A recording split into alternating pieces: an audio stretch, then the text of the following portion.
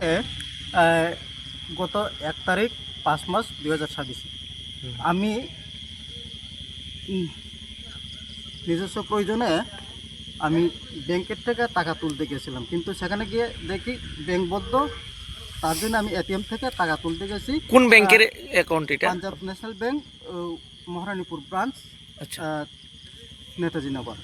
আচ্ছা। ওখানে গিয়ে আমি টাকা তুলেছিলাম। টাকা তুলে সব কিছু প্রসেস শেষ হয়েছে, কিন্তু শুধু টাকাটা বাইর হয়নি। হুম। তারপরে আমি অনেক কিছু চিন্তা করছি, এটা টাকা তো বাইর হয়েছে না। কিন্তু আপনার অ্যাকাউন্টের থেকে টাকা কাটছিল?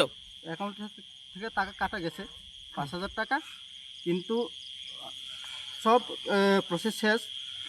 একটা রিসিভও পাইছে, উইথড্রল সাকসেসফুল। তার জন্য আমি চিন্তায় আমি কি করছি, সামনে একটা দোকান আছে বিশ্বজিৎ, ওনাকে আমি কল করেছি। বিশ্বজিৎ দা, আমার তো এমন এমন হয়ে গেছে গা, আমি এখন কি করি? কিন্তু তাহলে বলছে, আচ্ছা কিছু হবে না, 24 ঘন্টার পরে এটা আবার রিফান্ড হয়ে যাবে। তার জন্য আমি আর কোনো কিছু বলছে না, বাড়িতে এসে পড়েছি। কিন্তু তারপরের দিন আমি আবার ব্রাঞ্চে গিয়ে স্যার ম্যানেজারের সাথে এটা অভিযোগ করছি, স্যার আমার তো 5,000 টাকা এখনও রিফান্ড হচ্ছে না, কী করি? কিন্তু স্যার আমাকে আরও 24 ঘন্টা সময় চেয়েছিল। 24 ঘন্টা এটাও অফিস আওয়ার, বন্ধ থাকলে এটি বার। তারপরে বন্ধ থাকতে থাকতে আমার পাঁচ 5 তারিখে আবার গেছি। 5 তারিখে গিয়ে স্যার আবার জিজ্ঞাসি, এখন তো 24 ঘন্টা পার হয়ে গেছে গা, তখন আবার রিফান্ড হয়েছে না। তখন ওই স্যার কইছে একটা লিখিত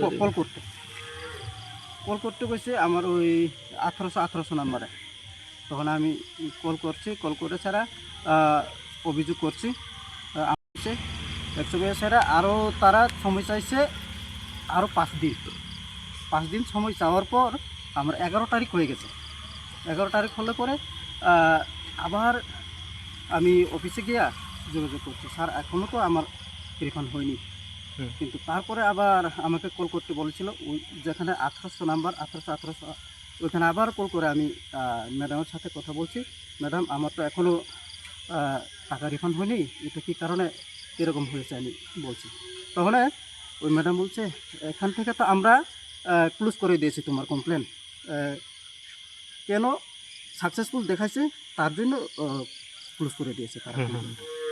তারপরে আমি ম্যাডামকে জিজ্ঞাসি, তাহলে ম্যাডাম আমি এখন কি করি?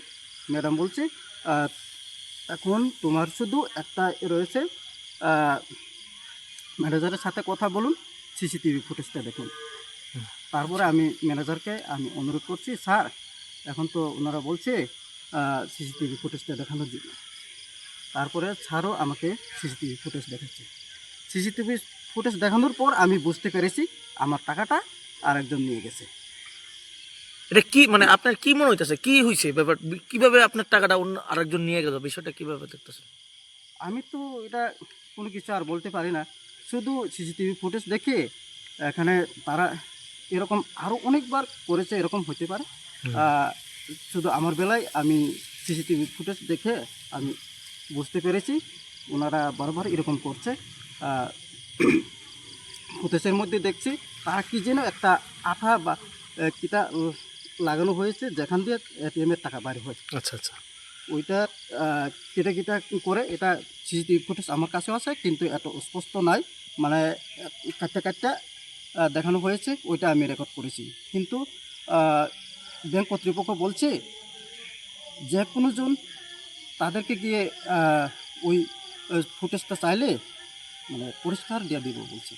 আমি এখন গিয়া থানাটাই এফআইআর করো, এফআইআর করার পর যদি থানার লোক এসে আমাদেরকে জিগায়, তাহলে আমরা ওই রিপোর্টটা দিয়ে দিই। আচ্ছা, তো থানাতে এফআইআর করছেন, তো থানার থেকে কি কইছে? লগে লগে আমি যখন থানার গিয়া এফআইআর দিতে গেছি, তখন আমাকে বলা হয়েছে, দাঁড়াও তুমি এখানে বউ আমাদের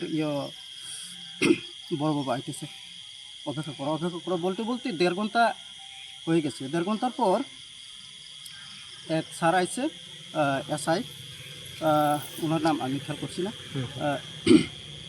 স্যার আসার পর উনি ওনার রুমে ঢুকে গেছে। তারপরে আমাকে বলা হয়েছে একটু অপেক্ষা করো, তোমার কাগজটা একটু দেখে দিবে। তারপরে ওই স্যার আবার বাইরে হয়েছে, অন্যরাটা দেখতেছে কিন্তু আমারটা দেখতেছে না। তারপরে আমি স্যার আমার ব্যাপারটা আমি জিজ্ঞেছি। তারপরে দেখি তো স্যারা একটু দেখছে, খুললে দেখে স্যারা আচ্ছা রাখলে রাখে তো এরকম করছে আরেকজন থানা থেকে কয়ে দিছে। যে রিসিভ করে তারা। কিন্তু তারপর আমি লগে প্রশ্ন করছি, স্যার এভাবে কেমনে হবে, আমার রিসিভ কপি দেওয়া রিসিভ কপি দেবেন না? কিন্তু এক ট্রাইবেল উনি বলছে কিসের জন্য রিসিভ বলছে আমাকে। কিন্তু আমি তো বলছি এরকম তো আমি যে কোনো অফিসে গেলেও হুম। আমরা রিসিভ কপি আনি। এই রিসিভ কপি কিসের জন্য? আমি বলছি রিসিভ কপিটা মানে আমি পরে দিয়ে আমি অত দিনে বা অত তারিখে আমি অভিযোগ করছি এটা আমি জানতে পারি, বা ওই কাজটা হচ্ছে না কিনা আমি আরেকবার যদি এসে আপনাদের কাছে জিগাই তাহলে আমার কোনো প্রমাণ থাকবে না আমি বলছি। বুঝছি।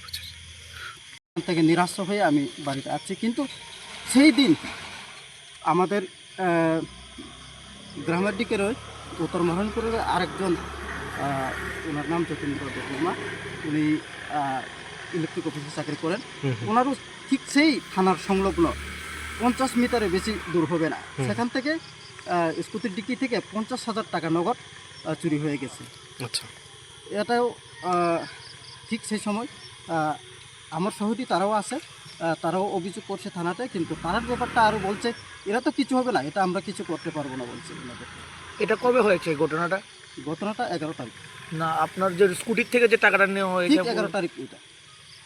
আমি যেদিন অভিযোগ করতে গেছি ওনাকেও একটু পরে আসতে দেখছি, দাদা কী ব্যাপার? আমি বলছি আমার তো 50,000 টাকা চুরি হয়ে গেছে। তানের বাড়ি কোন জায়গাতে যে 50,000 টাকা চুরি হয়েছে? নমনজয় দেওয়ান ছদার পাড়া। আচ্ছা। আচ্ছা। উনিও সেইভাবে নিরাশ হয়েই আচ্ছা, বাড়িতে আবার- তো পুরো বিষয়টা নিয়ে কি করবেন যে আপনার টাকা চুরি হয়ে গেল, যে থানা থেকে বা ব্যাংক কর্তৃপক্ষ থেকে সাহায্য আমি পেলেন না? তো আবার কি বলবো, হ্যাঁ। সেটার ব্যাপারে তো আমি আর কিছু বলতে চাচ্ছি না, যেহেতু আপনারা এসে আমাকে ইন্টারভিউ নিচ্ছেন সেই জন্য আমি আমার মতে বলছি। কিন্তু এখানে আমার আর বলার কিছু থাকে না। পুলিশ থানাতে গেছে, ওইখানে গিয়েও আমি কোনো সুস্থ বিচার পাইনি, তার জন্য আমি একদম নিরাশ হয়ে গেছি।